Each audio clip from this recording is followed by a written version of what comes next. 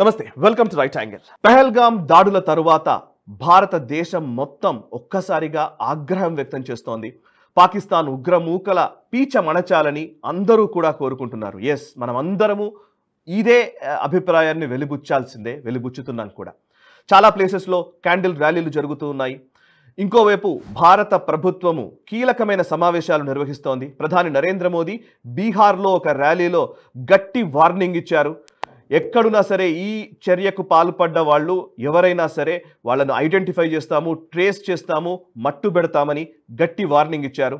And అంతేకాదు, అసలు ఊహించడానికి కూడా వీలు లేనంత పనిష్మెంట్ మీరు చూడబోతున్నారనే ఒక గట్టి హెచ్చరిక ప్రధాని నరేంద్ర మోదీ చేశారు. మరొక వైపు హోంమంత్రి అమిత్ షా, అదేవిధంగా విదేశీ వ్యవహారాల శాఖ మంత్రి ఎస్ జయశంకర్ రాష్ట్రపతి ద్రౌపది ముర్ముని కలిసి ఈ అటాక్ తర్వాత కొంత బ్రీఫింగ్ చేసినట్టుగా తెలుస్తోంది. కేవలం బ్రీఫింగ్కే పరిమితమా, లేక రాబోయే తదుపరి చర్యలకు సంబంధించినటువంటి ఒక ఇన్ఫర్మేషన్ రాష్ట్రపతికి చేరవేశారా, లేకపోతే ఆవిడ పర్మిషన్ తీసుకున్నారా అనేది కూడా ఇంకొక అంశం.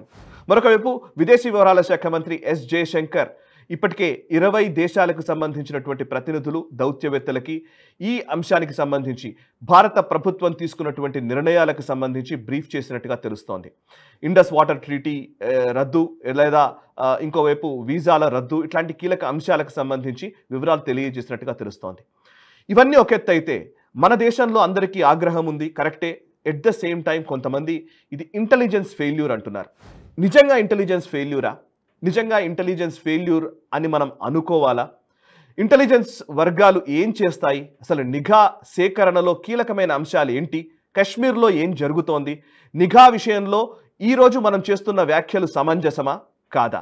ఈ అంశానికి సంబంధించి తెలుగు ప్రసార మాధ్యమాలు అసలు ఆ దృష్టికోణంలో కూడా ఆలోచించని కొన్ని కీలకమైన విషయాలని, సమాచారాన్ని మీ ముందుంచే ప్రయత్నం చేస్తాను. ఈ వీడియోను పూర్తిగా చూసిన తర్వాత కమెంట్ చేయడం మర్చిపోవద్దు. సరే, ఇంటెలిజెన్స్ వైఫల్యము అనగానే ఇది ఖచ్చితంగా ఏ అటాక్ జరిగినా సరే ఇంటెలిజెన్స్ వైఫల్యం గురించే మనం మాట్లాడుతుంటాం. కానీ ఇంటెలిజెన్స్ ఏజెన్సీస్ కూడా వాళ్ళు అనేక రకాలుగా ప్రయత్నాలు చేస్తూ ఉంటారు. ఇంటెలిజెన్స్ బ్యూరో ఐబీ కావచ్చు, లేకపోతే మిలిటరీ ఇంటెలిజెన్స్ కావచ్చు, ఇంకా చెప్పాలంటే రా కావచ్చు, వీళ్ళు అహరహము పని చేస్తూనే ఉంటారు. అందులో సందేహమే అక్కర్లేదు. ఎక్కడి నుంచి ఏ చిన్న ఇన్ఫర్మేషన్ వచ్చినా దాన్ని డీకోడ్ చేయడంలో దానికి ఒక సపరేట్ వ్యవస్థనే ఏర్పాటు చేసుకుని పనిచేస్తూ ఉన్న పరిస్థితి ఉంది. సో ఇంటెలిజెన్స్ ఫెయిల్యూరా అనంటే ఒక 100 ఇన్సిడెంట్లు ఆపినా కూడా ఒక్క ఇన్సిడెంట్ ఎక్కడో ఒక దగ్గర ఖచ్చితంగా జరగవచ్చు. సో అందుకే ఇందులో ఏ చిన్న అవకాశాన్ని కూడా తీసి పారేయలేము అనేది అభిప్రాయం. సో 100 సార్లు అటాక్ చేయడానికి వాళ్ళు ప్రయత్నాలు చేస్తుంటే 100 అటాక్స్ని కూడా నిర్వీర్యం చేయవచ్చు, వాళ్ళని పట్టుకోవచ్చు, వాళ్ళని అరెస్ట్ చేసి లేదా ఒక ఆపరేషన్స్ చేసి కౌంటర్ టెర్రరిజం ఆపరేషన్స్లో నిమగ్నం అవ్వచ్చు. కానీ ఏదో ఒక ఇన్సిడెంట్ జరిగిందంటే మాత్రం మళ్ళీ ఈ ఇంటెలిజెన్స్ ఫెయిల్యూర్ అనే మాటే వస్తుంది. సరే, ఈ ఇంటెలిజెన్స్ ఫెయిల్యూర్లోనే ఒకవేళ నిజంగా అలాగే అనుకుంటే కనుక ఇంటెలిజెన్స్ ఏజెన్సీస్ పనిచేసే విధానం గురించి కూడా కొంత తెలుసుకోవాలి కదా. అందులో మామూలుగా ఇప్పుడు కశ్మీర్కి దీన్ని పరిమితం చేసి చూసినట్లయితే కశ్మీర్లో ఉన్నటువంటి సుదీర్ఘకాలంగా ఉన్నటువంటి బ్రెయిన్ వాష్ కావచ్చు, వాళ్ళని చేసినటువంటి వాళ్ళ మెదళ్లలో విషం నింపడం వల్ల కావచ్చు, ఆజాద్ కశ్మీర్ అనే మాటని పదే మాట్లాడడం వల్ల కావచ్చు, ఇండియా వేరు కశ్మీర్ వేరు అనే భావజాలాన్ని అక్కడ ప్రోధి చేసిన నేపథ్యంలో కశ్మీరీ ప్రజల విషయంలో 3 రకాలుగా ఇంటెలిజెన్స్ ఏజెన్సీస్ వాళ్ళ నిఘాని ఉంచుతాయి. అందులో ఒకటి రెడ్ అంటారు, రెడ్ వర్గము, 2 గ్రే, 3 వైట్. రెడ్ అంటే వీళ్ళు పూర్తిగా భారత వ్యతిరేక భావజాలాన్ని కలిగిన వాళ్ళు అని, గ్రే అంటే కొంత అటు ఇటుగా ఉన్నవాళ్ళు అని, వైట్ అంటే పూర్తిగా ప్రో ఇండియా, భారత అనుకూల విధానాలు కలిగిన వాళ్ళని. ఈ మూడింటిని బేస్ చేసుకొని అంటే అందరినీ మట్టు పెట్టచ్చు కదా అనే క్వశ్చన్ రావచ్చు. కానీ అంత ఈజీగా మట్టు పెట్టడం అనేది జరగదు. సో ఈ మూడింటిని బేస్ చేసుకొని ఇన్ఫర్మేషన్ గ్యాదరింగ్ జరుగుతుంది. రకరకాల మాధ్యమాలని వాడతారు, అనేక రకాలుగా టెక్నాలజీని యూజ్ చేసి ఈ ఇన్ఫర్మేషన్ని గ్యాదర్ చేసి ఆ ఇన్ఫర్మేషన్ని డీకోడ్ చేసి దాన్ని త్రివిధ దళాలకు కానివ్వండి, లేకపోతే అక్కడ ఆర్మీ వాళ్ళకి కానివ్వండి, లేకపోతే జేకే పోలీస్ కానివ్వండి, ఇంకా హైయర్ అఫీషియల్స్ కానీ చేరవేసి అప్పుడు నిర్ణయాలు తీసుకోవడం జరుగుతుంది. కానీ నిజానికి ఇదంతా కూడా గతంలో చాలా కష్టంగా ఉండేది ఈ ప్రాసెస్. బట్ ఈ మధ్యకాలంలో ఈ 10 సంవత్సరాల్లో మాత్రం దాన్ని ఇంకా స్ట్రింజెంట్గా అమలు చేస్తున్నారు. చాలా కఠినతరం చేసిన పరిస్థితులు ఉన్నాయి. అయితే ఇందులో మేజర్గా కనబడుతున్నటువంటి ఒక ఫెయిల్యూరా ఇంకోటో కాదు, కానీ ఒక బలహీనమైన అంశం ఏం కనబడుతుందంటే నిజానికి అటాక్ జరిగింది పెహల్గాంలో. పెహల్గామ్ అనేది అది ఎవరు ఊహించని విధంగా పెహల్గామ్నే వాళ్ళు ఎంచుకున్నారు. చాలా వ్యూహాత్మకంగా వ్యవహరించారని చెప్పాలి. నిజానికి ఎక్కువగా టెర్రరిస్ట్ల ఇన్ఫ్లుయెన్స్ అంతా కూడా ఒక 4 జిల్లాలకు ఎక్కువగా ఉంటుంది. షోపియాన్, కుల్గామ్, అనంతనాగ్, అదేవిధంగా పుల్వామా. సో ఈ 4 జిల్లాల్లోనే ఎక్కువ టెర్రర్ ఇన్సిడెంట్స్ జరుగుతూ ఉంటాయి. ఇక మిగతా బార్డర్లో ఎల్ఓసికి ఆనుకొని ఉన్నటువంటి బాండీపుర కావచ్చు, బారాముల్లా కావచ్చు, అక్కడ కూడా కొంత ఉంటుంది. బట్ ఈ 4 జిల్లాలు కీలకం. ఈ 4 జిల్లాలకు అది కరెక్ట్గా సౌత్ కాశ్మీర్కి ఉంటాయి. సౌత్ కాశ్మీర్ నుంచి జమ్మూకి వచ్చే రూట్లో పీర్ పంజల్ మౌంటైన్స్ అని ఉంటాయి. ఆ పీర్ పంజల్ మౌంటైన్స్లో వాటిని ఈ మధ్యకాలంలో టెర్రరిస్టులు అక్కడ మేజర్గా ఈ మధ్యకాలంలో అటాక్స్ చేస్తూ వస్తున్నారు. సో నిజానికి జమ్మూ రీజియన్ చాలా ప్రశాంతంగానే ఉండేది. అది ఎప్పుడు కంట్రోల్లోనే ఉండేది. కశ్మీర్ ఆర్టికల్ 370 తర్వాత లేదా అంతకు ముందు కశ్మీర్ని పూర్తిగా భారత ఆర్మ్డ్ ఫోర్సెస్ వీళ్ళు కంట్రోల్లోకి తీసుకొచ్చుకున్న తర్వాత అక్కడ పెద్దగా అలజడిని లేకుండా చేసే ప్రయత్నంలో సఫలీకృతులయ్యారు. కానీ ఈ జమ్మూలోకి కొంత మళ్ళీ ఆ తీవ్రవాదము విస్తరిస్తున్న పరిస్థితులు కనిపించాయి. దీనికి ముందు మనం గల్వాన్ క్లాష్ జరగడం వల్ల ఎక్కువగా ఎల్ఏసి వైపు అంటే లదాఖ్ రీజియన్ వైపు మనము బలగాల్ని మోహరించాల్సిన పరిస్థితి వచ్చింది. బికాస్ చైనా అక్కడి నుంచి ఎక్కువగా అగ్రెసివ్గా ముందుకు వచ్చిన నేపథ్యంలో నిజానికి చైనా అంతకుముందు అటు సైడ్ పెద్దగా మనము డిప్లాయ్మెంట్ ఎక్కువగా ఉండేది కాదు. బట్ చైనా దుందుడుకు చర్యల మూలంగా మన డిప్లాయ్మెంట్ అంతా కూడా ఎల్ఏసి వైపు కూడా పెట్టాల్సిన పరిస్థితి వచ్చింది. సో ఎల్ఓసి వైపు, ఎల్ఏసి వైపు రెండు సరిహద్దుల్లోనూ మనము బలగాల్ని మోహరించక తప్పని పరిస్థితి ఏర్పడింది.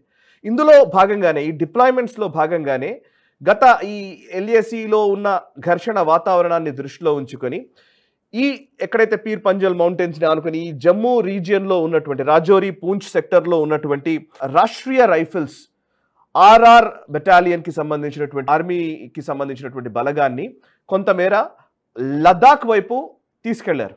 సో లదాఖ్ వైపు తీసుకెళ్లడంతో ఇక్కడ కొంత ఆర్ఆర్ ఇన్ఫ్లుయెన్స్ లేకుండా పోయింది, అంటే తగ్గిపోయింది అనమాట, వీకెన్ అయిపోయింది ఇక్కడ. సరే ఇక్కడ వీకెన్ అయిపోయింది కదా మొత్తానికి వదిలేశారంటే అట్లా ఏం లేదు. కానీ కొంత డిప్లాయ్మెంట్స్లో అటువైపు అడ్జస్ట్ చేయడం వల్ల ఇక్కడ కొంత వీక్నెస్ కనిపించింది. ఇక మరి కశ్మీర్ లోయలో సెక్యూరిటీని అలాగే కట్టుదిట్టంగా ఉంచారు అండ్ బార్డర్లో ఎల్ఓసి వైపు కట్టుదిట్టంగానే ఉంచారు. బట్ కొంతమేర ఈ కరెక్ట్ మధ్యలో ఉన్న ఈ పహల్గామ్ అనేది కొంచెం నిజానికి అక్కడ అటాక్ చేయడం అనేది జరగదు అనే అభిప్రాయం ఎక్కువగా ఉంది. అండ్ ఇంటెలిజెన్స్ ఏజెన్సీస్ నిజంగానే హెచ్చరించలేదా అంటే మనకున్న సోర్సెస్ ప్రకారం కొన్ని నిజంగానే వార్తాపత్రికల్లో కొన్నిట్లలో కూడా వచ్చింది. దాన్ని బేస్ చేసుకుని నేను చెప్తున్నాను. నిజానికి ఇంటెలిజెన్స్ ఏజెన్సీస్ పాకిస్తాన్ అనేది ఈసారి hot summer in Jammu Kashmir కోసం ప్రయత్నం చేస్తోంది అనేది ఇంటెలిజెన్స్ ఏజెన్సీస్ ఇచ్చినటువంటి ఒక హెచ్చరిక. ఈసారి సమ్మర్లో కొంచెం ఏదో సీరియస్గానే పాకిస్తాన్ జమ్మూ కాశ్మీర్లో ఏదో ప్రయత్నం చేస్తోంది అటాక్ చేయడానికి అని వాళ్ళు హెచ్చరించారు. ఆ హెచ్చరించిన నేపథ్యంలో కొన్ని సెక్యూరిటీ మీటింగ్స్ కూడా ఈ మధ్యకాలంలో జరిగాయి. Union home secretary Govind Mohan గారి ఆధ్వర్యంలో మార్చి 10వ తేదీన జమ్మూలోనే ఒక సెక్యూరిటీ మీటింగ్ నిర్వహించడం జరిగింది. అండ్ అమిత్ షా గారు శ్రీనగర్లో ఏప్రిల్ 6th రోజున యూనిఫైడ్ కమాండ్ మీటింగ్ నిర్వహించారు. అండ్ సెక్యూరిటీకి సంబంధించినటువంటి ఈ మార్పులు చేర్పుల గురించి కూడా వాళ్ళు ఆల్రెడీ నిర్ధారించారు. అండ్ రాష్ట్రీయ రైఫిల్స్ని లదాఖ్కి తీసుకెళ్లిన రాష్ట్రీయ రైఫిల్స్ బలగాల్ని మళ్ళీ జమ్మూకి తీసుకురావాలని ఆల్రెడీ నిర్ణయం కూడా తీసుకున్నారు. ఆ డిప్లాయ్మెంట్ ప్రాసెస్ కూడా ఆల్రెడీ ఇనిషియేట్ అయింది. సో ఎవరు రావాలి, ఎప్పుడు రావాలి అన్నీ ఆ ప్రాసెస్లో ఉన్నప్పుడే ఈ పహల్గామ్లో అటాక్ జరిగింది. అండ్ ఇంకొక వైపు ఏంటంటే రిపోర్ట్స్కి సంబంధించి ఆల్రెడీ రాజౌరి, పూంచ్, దోడా, కఠువాలోకి ఈ ఆర్ఆర్ ఇన్ఫ్లుయెన్స్ని పెంచాలి అనే నిర్ణయం తీసుకోవడం మాత్రమే కాదు, ఇంకొక వైపు సిఆర్పిఎఫ్ క్విక్ యాక్షన్ టీమ్స్ ఉంటాయి. సిఆర్పిఎఫ్లో రకరకాల విభాగాలు కూడా ఉంటాయి. కోబ్రా టీమ్స్ అంటారు. కోబ్రా అంటే actually commando battalion for resolute action అని. నిజానికి కోబ్రా టీం వీళ్ళందరూ కూడా పర్వత ప్రాంతాల్లో ఎక్కువగా పనిచేయగలరు. అంటే వాళ్ళకు పర్వత ప్రాంతాల్లో ఆ వార్ఫేర్లో వాళ్ళకు టాక్టిక్స్ చాలా ఎక్కువగా తెలుసు కాబట్టి కోబ్రా ఫోర్సెస్ని అదేవిధంగా క్విక్ యాక్షన్ టీమ్స్ అనేవేమో కేవలం కౌంటర్ టెర్రరిజం కోసమే వీటిని ఏర్పాటు చేశారు. క్విక్ యాక్షన్ టీమ్స్ని ఇది సిఆర్పిఎఫ్ కింద పనిచేస్తుంటారు. So quick action teams already కాశ్మీర్లో పనిచేస్తున్నారు కౌంటర్ టెర్రరిజం ఆపరేషన్స్లో. అండ్ ఇంకోవైపు కోబ్రా ఫోర్సెస్ని కూడా జమ్మూలోకి తీసుకొచ్చారు. బికాస్ పీర్ పంజల్ మౌంటైన్స్ అక్కడ ఉన్నటువంటి టెరైన్ ఇష్యూస్ ఉన్నాయి కాబట్టి అక్కడ ఈ వీళ్ళని కూడా తీసుకొచ్చారు. సో ఈ డిప్లాయ్మెంట్స్ అనేవి చాలా ఎప్పటికప్పుడు జరుగుతూనే ఉన్నాయి. అండ్ ఇంటెలిజెన్స్ హెచ్చరికలకు అనుగుణంగానే ప్రయత్నాలు కూడా చేస్తూ ఉన్నారు. బలగాల మోహరింపులు జరుగుతున్నాయి. నిఘాని బేస్ చేసుకొని సమాచార సేకరణ, అదేవిధంగా కౌంటర్ టెర్రరిజం ఆపరేషన్స్ జరుగుతూనే ఉన్నాయి. అందులో భాగంగానే నాకున్న డేటా ప్రకారం 2024 ఒక సంవత్సరంలో 75 మంది ఉగ్రవాదుల్ని మట్టుబెట్టినాయి మన బలగాలు. అండ్ 2023లో 76 మందిని మట్టుబెట్టారు. అండ్ అయినప్పటికీ ఇంకా దీంట్లో ఒక విషయం ఏంటంటే OGW అంటారు, ఓవర్ గ్రౌండ్ వర్కర్స్ అని. అంటే కశ్మీర్లోనే ఉంటూ ఈ టెర్రరిస్టులకి సపోర్ట్ చేస్తూ ఉండేటువంటి వ్యక్తులు. సో వీళ్ళు OGW, ఈ workers, over ground workers even కశ్మీర్లో చాలా మంది ఇప్పటికీ కూడా ఉన్నారు. సో వాటి విషయంలో కూడా నిఘాని తీవ్రతరం చేశారు. ఎక్కడికక్కడ వాళ్ళని కట్టుదిట్టంగా ఆపుతూ ఉన్నారు. నిజానికి 2022లో డేటా ప్రకారం చూస్తే సుమారు 172 మందిని చంపేశారు. ఇది ఆపరేషన్ ఆల్అవుట్ పేరిట 2014 నుంచి చాలా మంది ఉగ్రవాదుల్ని మట్టు పెడుతూనే ఉన్నారు. ఎక్కడికక్కడ వాళ్ళని ఏరివేస్తూనే ఉన్నారు. పెస్ట్ కంట్రోల్ చేసినట్టుగానే చేస్తూ ఉన్నారు. అయినప్పటికీ ఇవి జరుగుతున్నాయి. సో ఇది ఎవరు చేశారు అనే దానికి సంబంధించిన కొన్ని డీటెయిల్స్ కూడా నేను చెప్తాను. TRF, ద రెసిస్టెన్స్ ఫోర్స్ అనే పేరిట లష్కరే తోయిబా, ఎవరైతే హఫీజ్ సయీద్ ఏర్పాటు చేసిన లష్కరే తోయిబా LET ఉందో, LETకి అనుబంధమైనటువంటి వింగ్ ఇది TRF. ఈ TRF ఎవరు నడుపుతారు అంటే సాజిద్ జాట్ అలియాస్ సైఫుల్లా ఈ TRFని నడుపుతాడు. అండ్ TRF ఈ పర్టికులర్ పహల్గామ్ అటాక్లో వాళ్లే భాగస్వాములు. అండ్ ఈ TRFని ఆల్రెడీ భారతదేశం బ్యాన్ చేసింది. ఇది టెర్రరిస్ట్ ఆర్గనైజేషన్ అని 2023లోనే డిక్లేర్ చేశారు. అండ్ అంతేకాదు, ఆర్టికల్ 370 తర్వాత 2019లో జరిగిన ఆర్టికల్ 370 తర్వాతనే ఈ ద రెసిస్టెన్స్ ఫోర్స్ అనేది పురుడు పోసుకున్నట్టుగా తెలుస్తుంది. పురుడు పోసుకోవడం అంటే ఇది యాక్టివేట్ అయింది. అంతకుముందు టెర్రరిస్టులే వీళ్ళంతా, కానీ ఈ TRF పేరిట వీళ్ళు యాక్టివిటీస్ పెంచారు. ఎందుకు ఒక TRF పేరిట యాక్టివిటీస్ పెంచారు అని అంటే జైషే మహమ్మద్ కానీ, హిజ్బుల్ ముజాహిదీన్ కానీ మిగతా ఉగ్రవాద సంస్థల కంటే కూడా వీళ్ళ ద్వారానే ఎక్కువ కార్యకలాపాలు చేయాలనేది ఉద్దేశం. ఎందుకంటే జైషే మహమ్మద్, హిజ్బుల్ ముజాహిదీన్, లేకపోతే లష్కరే తోయిబా ఇవన్నీ కూడా పైకి ఉంటాయి ఆర్గనైజేషన్స్. కానీ పాకిస్తాన్కు రుణాలు రావాలన్నా, వరల్డ్ బ్యాంక్ రుణం ఇవ్వాలన్నా, లేకపోతే ఆయా దేశాలు IMF రేటింగ్స్ పెరగాలన్నా, ఇంటర్నేషనల్ మానిటరీ ఫండ్ నుంచి రావాలన్నా FATF అని ఉంటుంది, ఫైనాన్షియల్ యాక్షన్ టాస్క్ ఫోర్స్ అని. మేము గ్లోబల్ రౌండప్లో పదే మాట్లాడుతూనే ఉంటాం. Financial action task force FATF అనేది ఈ టెర్రరిస్ట్ కంట్రీస్ మీద దృష్టి పెడుతుంది.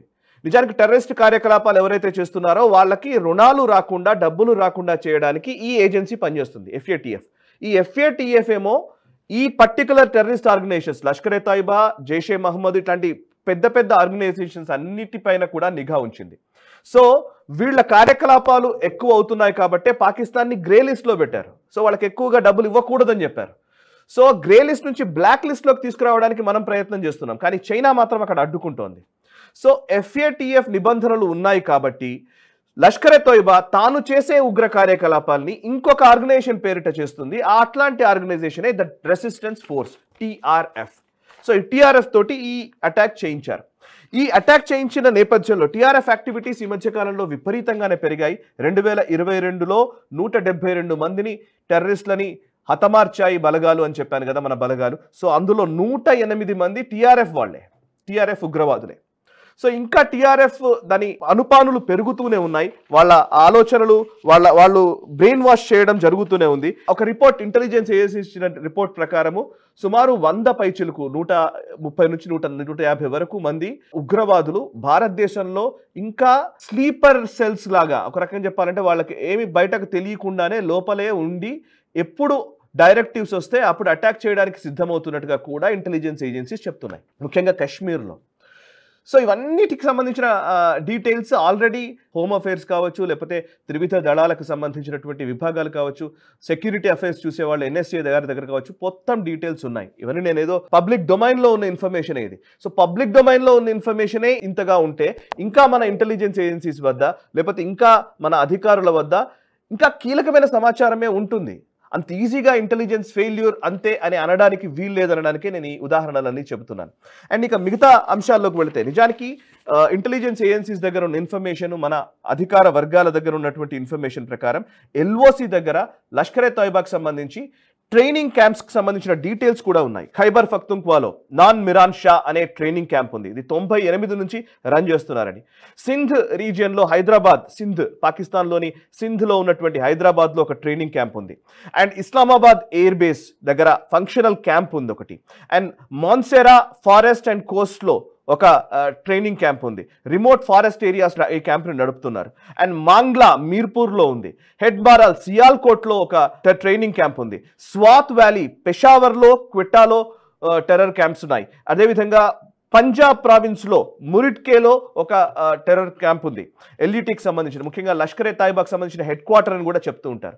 సో ఎక్కడెక్కడ టెర్రరిస్ట్ ట్రైనింగ్ క్యాంప్స్ ఉన్నాయో క్లియర్ ఇన్ఫర్మేషన్ మన వర్గాల దగ్గర ఉంది. అండ్ అంతేకాదు లాంచింగ్ ప్యాడ్స్, అంటే టెర్రర్ ట్రైనింగ్ క్యాంప్స్ ఒక ఎత్తు అయితే టెర్రరిస్ట్ లాంచింగ్ ప్యాడ్స్ ఒక ఎత్తు. అంటే ఎల్ఓసికి ఎల్ఏసి లేదా మన బార్డర్లోకి లోపలికి జొప్పించడానికి లాంచింగ్ ప్యాడ్స్ని నిర్వహిస్తూ ఉంటారు. ఈ లాంచింగ్ ప్యాడ్ నుండే మన లోపలికి ఇన్ఫిల్ట్రేషన్ జరుగుతుంది. సో లాంచింగ్ ప్యాడ్స్ ఎక్కడెక్కడ ఉన్నాయంటే సాంబా రీజియన్లో IBS 4 లాంచ్ ప్యాడ్స్ ఉన్నాయని చెప్తున్నారు. జైషే మహమ్మద్కి సంబంధించిన టెర్రర్ లాంచ్ ప్యాడ్ ఇది.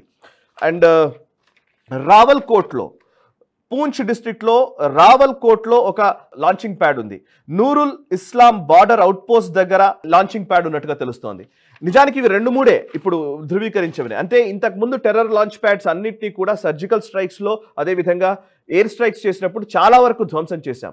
ఇవన్నీ ఈ మధ్య కాలంలో పుట్టుకున్నవి. మళ్ళీ ఇవన్నీ కూడా ఈ మధ్య కాలంలో మళ్ళీ మొదలైనాయి. సో అంటే నేను ఎందుకు ఇదంతా డీటెయిల్స్ చెప్తున్నాను అని అంటే, ఇంటెలిజెన్స్ ఏజెన్సీస్ ఫెయిల్యూర్ అని మనం చాలా సింపుల్గా ఒక మాటలో అనేస్తాం. కానీ ఇంటెలిజెన్స్ ఏజెన్సీస్లో పనిచేసే వాళ్ళు ప్రాణాలను పణంగా పెట్టి ఈ దేశ సేవ చేస్తూ, ఎక్కడో పాకిస్తాన్లో లేదా ఆయా శత్రు దేశాల్లో కూడా ఉంటూ ప్రాణాల రచయిత పెట్టుకొని మన కోసం ఇన్ఫర్మేషన్ ఇస్తున్న వాళ్ళు చాలామంది ఉంటారు. రా ఏజెంట్స్ పనిచేస్తున్నారు, ఇంటెలిజెన్స్ బ్యూరో పనిచేస్తుంది, మిలిటరీ ఇంటెలిజెన్స్ ఉంది, ఇంకా అనేక సంస్థల ద్వారా అనేక దేశాల ఇంటెలిజెన్స్ని కూడా మనం వినియోగించుకుంటాం, టెక్నాలజీని వాడుతాం.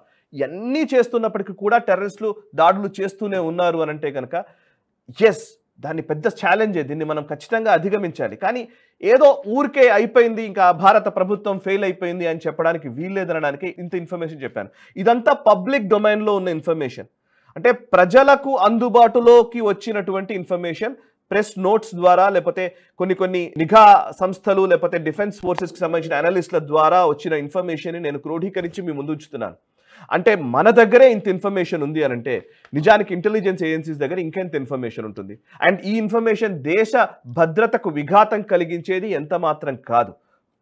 మీరు కూడా భయపడతారేమో, ఇదేదో దేశ భద్రతను మనము బయటకు చెప్తున్నారేమో అని అనుకుంటున్నారేమో అని కూడా నేను చెప్తున్నాను.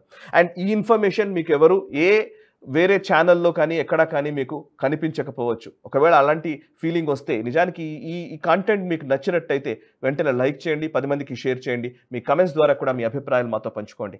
మనసా వాచా కర్మణ దేశ హితం కోసం మాత్రమే ఆహారహము నేషనలిస్ట్ తప్పిస్తుంది. ఛానల్ని సబ్స్క్రైబ్ చేసుకొని జాతీయవాద జర్నలిజాన్ని ప్రోత్సహించండి. Thank you very much. ఈ వీడియో మీకు నచ్చినట్టయితే లైక్ చేయండి, 10 మందికి షేర్ చేయండి. అలాగే కామెంట్ల రూపంలో మీ అభిప్రాయాలను మాతో పంచుకోండి. Nationalist hub group of channels ను సబ్స్క్రైబ్ చేసుకుని తెలుగునాట జాతీయవాద జర్నలిజాన్ని ప్రోత్సహించండి. ఈ వీడియో కింద ఉన్న బెల్ ఐకాన్ పై క్లిక్ చేయడం మర్చిపోవద్దు.